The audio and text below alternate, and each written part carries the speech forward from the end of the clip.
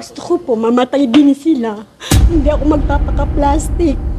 Yan ang gusto ko. Mamatay din sila. Tinatanong ko sila kanina, sino yung nagtuturuan pa, kaya nakakapanggigil. Patay na yung tao, i-deny nyo pa. 'Di ba? Tuturuan silang dalawa. Mga kabrabo, meron ulit kaming ibabalita sa inyo.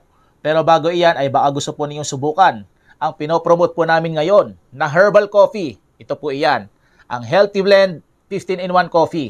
Ito ay isa sa pinakamasarap at pinakamasustansyang kape sa kasalukuyan. Ito ay naglalaman ng 15 masustansyang sangkap para sa mas malusog na lifestyle. Kaya mga kabrabo, tikman na ninyo ang Healthy Blend 15-in-1 Herbal Coffee para tuloy-tuloy ang ating balitaan. Apologies for asking you this. Ano pong nararamdaman niyo po ngayon, anak? Gusto ko po, mamatay din sila. Hindi ako magpapaka-plastic. Yan ang gusto ko. Mamatay din sila. Nakita ko kanina pumasok ako dito. Kumakain sila.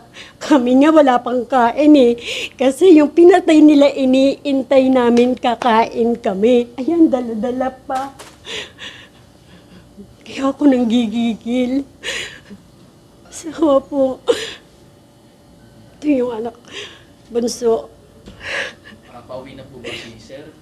Kasi po daw sabi nila, nung investigation po kanina, yung pipick up pa raw po siya ng customer. Siguro po pauwi, ganun, ayun.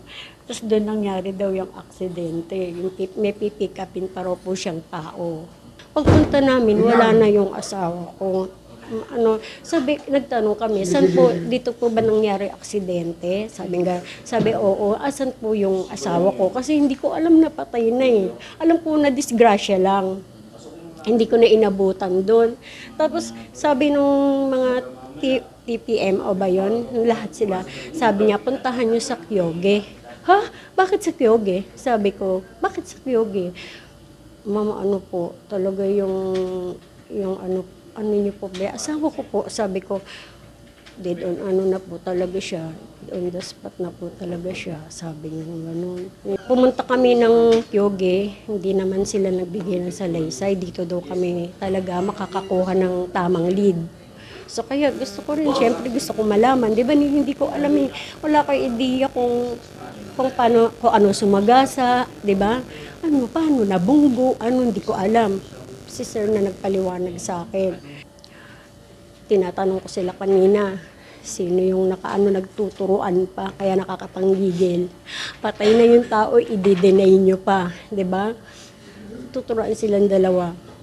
Ayun, ko lang sa kanila. Ayun, sana makonsensya kayo sa ginawa nyo. Unang-una, hindi naman, buti sana kung yung asawa ko masamang tao, walang niyang ama, hindi. Laging ang iniintindi yung anak. Kaya hindi ko alam kung paano na kami ngayon ginawa nila. Nakapreno po ako pero hindi ko po naramdaman kung sa akin po siya tumama. Kasi nakita na lang po namin ang helper ko. Nasa ilalim na po ng truck niya eh. Kaya nagtanaw sa helper ko, tumama pa sa atin. Sabi ng helper ko naman, hindi. Pero hindi ko sure kung katamaan ko ba o hindi. Kasi hindi ko talaga hindi ko kita. Hindi ko napansin. Napasilong po siya sa truck dahil sa pagkabunggo po niya. Hindi na po kayo nakabareno? Eh di sir, nakapreno po ako sir. Kasi nung nakita ko lang nabunggo niya, nagpreno na po ako. Pero, Sumilong pa rin sa truck ko sir. nagulungan niyo po? Ayun ang hindi ko po nakonsider kasi parang sa deep na po siya sir. Parang naumpog na po siya. Ayun po hindi po namin kagustuhan sir. Ano po na mangyari. Wala pong may kagustuhan po siya. Naghingi po ako ng pasensya sa namatayan. Hindi man po namin sadya, pero aksidente po kasi. Kaya mahingi po ako ng patawad o pasensya po sa pamilya ng namatay. Isang motorcycle rider na minamaneho ni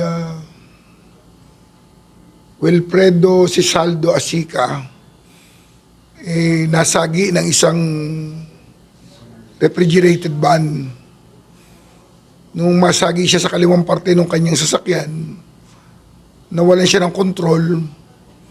Then humagis yung driver ng motorcycle sa harapan ng aluminum van. Doon sa pangyayari na yun, at that instance, yung kanyang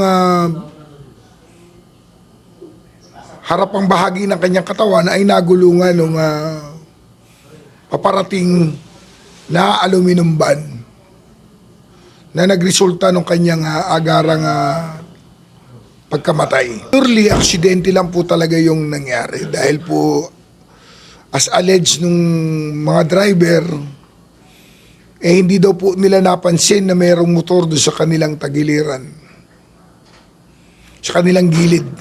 At yung unang instance nung aksidente nasa blind spot po si motorcycle driver, yung pong ating motor. Lagi po tayong mag-iingat sa pagmamaneho, lalo na po yung national road, dahil po malalaking sasakyan po yung mga nagdadaan dyan.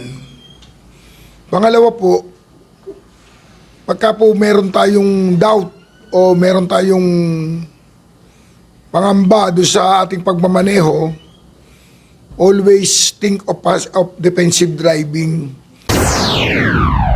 Yan ang balita natin para sa mga oras na ito at ito'y inhatid sa atin ng Healthy Blend 15-in-1 Coffee.